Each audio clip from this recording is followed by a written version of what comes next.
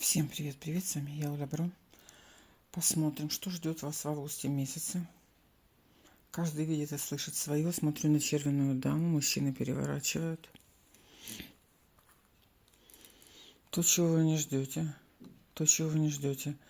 Кого-то ожидает дорога в прямом смысле дальняя, а у кого-то какие-то деньги, документы с дальней дороги. Хлопоты семейные, разговоры.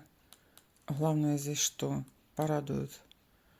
Там, где была какая-то задержка, там, где что-то не получалось, назовем так, там, где были нерешенные вопросы, идут оформления, решения. В данный момент хлопоты казенные,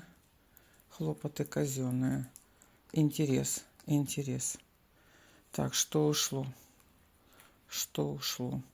Ну, ситуация уже была, так сказать. Были переговоры с трещинным королем, с кем-то с руководства.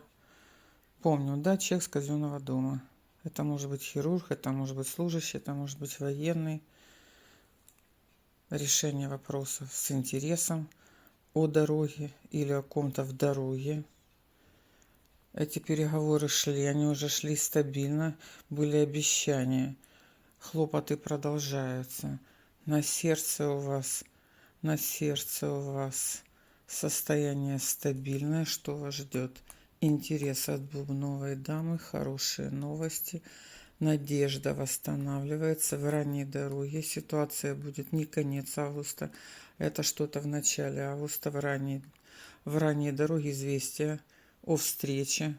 Для кого-то это дама, для кого-то это дети, для кого-то это от дамы. Какая-то информация о встрече. Смотрите, все карты светлые. На горизонте светло. В голове у вас свет. Хорошие новости, хорошая информация. Тенденция месяца спокойная.